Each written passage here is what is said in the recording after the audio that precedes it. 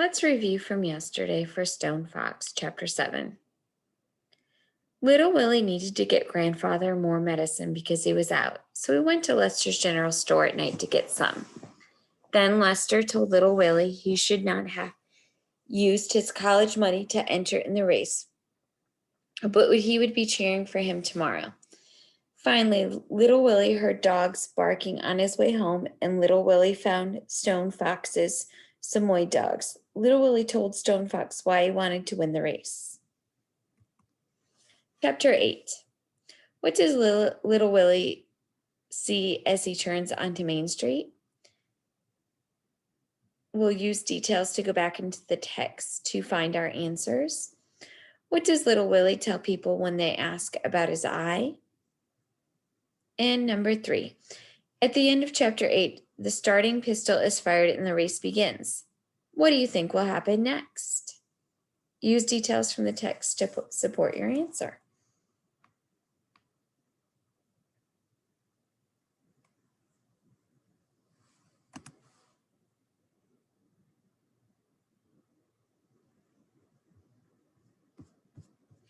We are at Chapter 8.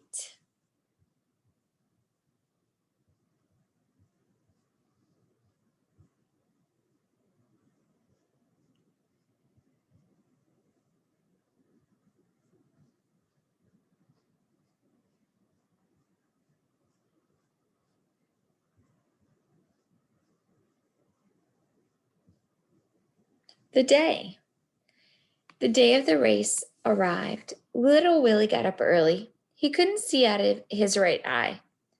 It was swollen shut. What happened to make Little Willie's eye swollen shut? Well, if we go back into the text, we can see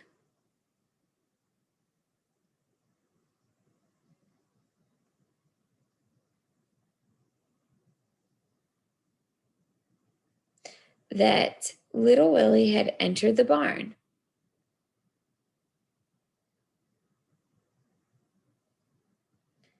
There was a movement through the darkness to Little Willie's right. A sweeping motion, fast at first, then it appeared to slow and stop, but it didn't stop. A hand hit Little Willie's right in the face, sending him over backward. I didn't mean any harm, Mr. Stone Fox, Little Willie said as he picked himself up off the ground, holding his hand over his eye. So, Little Willie's eye was swollen shut because Stone Fox had hit him right in the eye when Little Willie had gone into the barn. Why do you think Stone Fox reacted that way?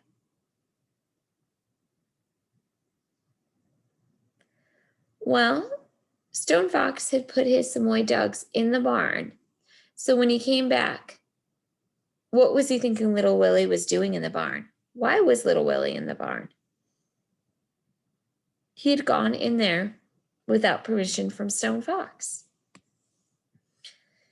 As he fed grandfather his oatmeal, he tried to hide his eye with his hand or by turning away, but he was sure grandfather saw it just the same. After adding more wood to the fire, Little Willie kissed grandfather, hitched up searchlight, and started off for town. At the edge of their property, he stopped the sled for a moment and looked back at the farmhouse. The roof was covered with freshly fallen snow. A trail of smoke escaped from the stone chimney. The jagged peaks of the Teton Mountains shot up in the background towards the clear blue sky overhead. Yes, sir, he remembered grandfather saying, there are some things in this world worth dying for. Little Willie loved this country. He loved to hike and to fish and to camp out by a lake. But he did not like to hunt. He loved animals too much to be a hunter. He had killed a bird once with a slingshot, but that had been when he was only 6 years old, and that had been enough. In fact, to this day, he still remembered the spot where the poor thing was buried. Lost in his thoughts, Little Willie got to town before he knew it. As he turned onto Main Street, he brought the sled to an abrupt halt. He couldn't believe what he saw. Main Street was jammed with people lined up on both sides of the streets. There were people on rooftops and people hanging out of windows. Little Willie hadn't expected such a big turnout. They must have all come to see Stone Fox. Searchlight pulled the slide down Main Street past the crowd. Little Willie saw Miss Williams, his teacher, and Mr. Foster from the bank, and Hank from the post office. And there were Doc Smith and Mayor Smiley. The city slickers were there, and even Clifford Snyder, the taxman, was there. Everybody. Lester came out of the crowd and walked alongside Little Willie for a while. It was one of the few times Little Willie had ever seen Lester without his white apron. "You can do it, Willie. You can beat him," Lester kept saying over and over again. They had a race for the youngsters first, and the crowd cheered and rooted for their favorites. It was a short race, just down to the end of Main Street and back.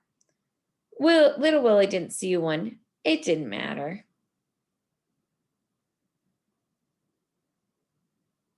And then it was time. The old church clock showed a few minutes before 10 as the contestants positioned themselves directly beneath the long banner that stretched across the street.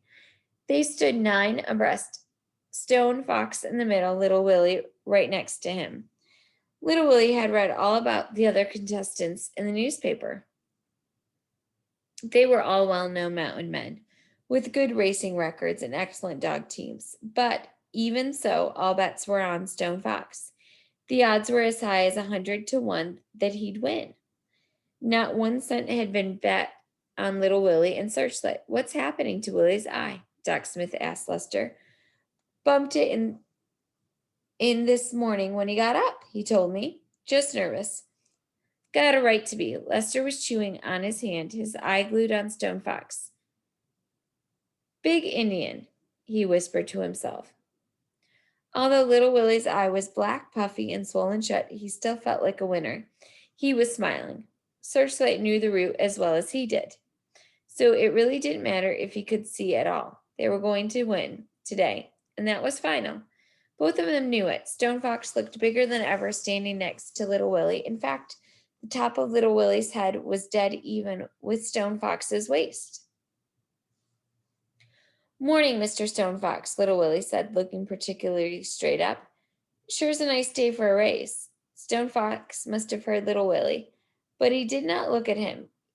His face was frozen like ice, and his eyes seemed to lack that sparkle Little Willie remembered seeing before. The crowd became silent as Mayor Smiley stepped out into the street. Miss Williams clutched her hands together until her knuckles turned white. Lester's mouth hung open, his lips wet. Mr. Foster began chewing. Hank stared without blinking. Doc Smith held her head up proudly. Clifford Snyder removed a gold watch from his vest pocket and checked the time. Tension filled the air. Little Willie's throat became dry. His hands started to sweat. He could feel his heart thumping. Mayor Smiley raised a pistol to the sky and fired. The race began.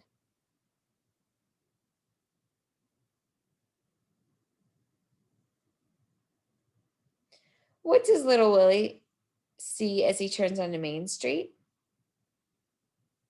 Well, if we go back into the text,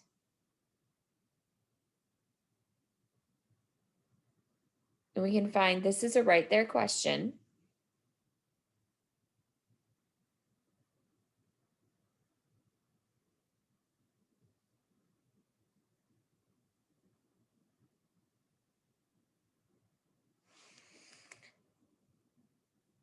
It said, Main Street was jammed with people lined up on both sides of the street. There were people on rooftops and people hanging out of windows.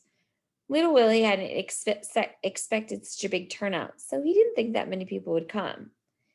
But he's assuming they're coming to see Stone Fox, not to see him. Why would Little Willie assume that they were coming to see Stone Fox? Well, earlier in the text, we had learned that Stone Fox had never lost a race.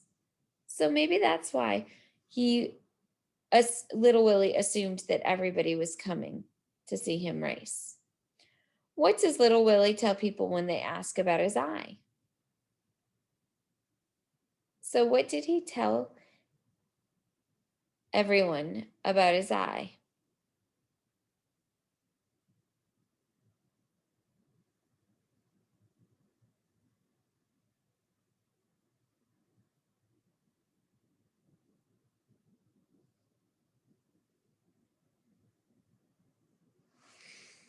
Well, if we go back into the text, we see right here it says, "What happened to little Willie's eye?" Doc Smith asked Lester.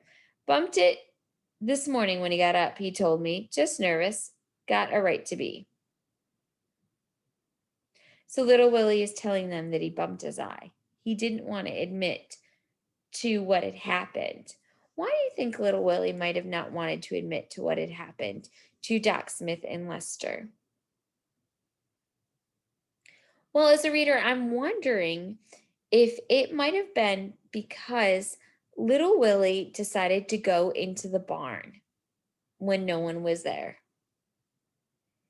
And he might be wondering, what would they think of him going into the barn when he wasn't supposed to be there, where the Samoyeds were? At the end of chapter 8, the starting pistol is fired and the race begins. What do you think will happen next?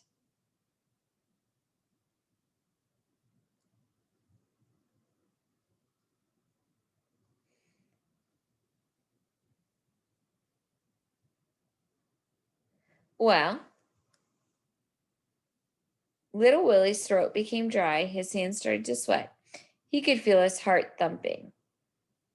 So, based on that description of little Willie, I'm wondering if little Willie is really nervous.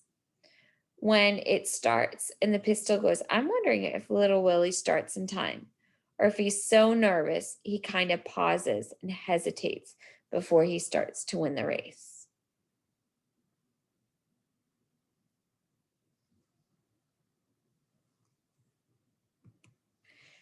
On page 63, abrupt. Lost in his thoughts, little Willie got to town before he knew it. As he turned onto Main Street, he brought the sled to an abrupt halt. Well, halt means a stop. And little Willie is lost in his thoughts.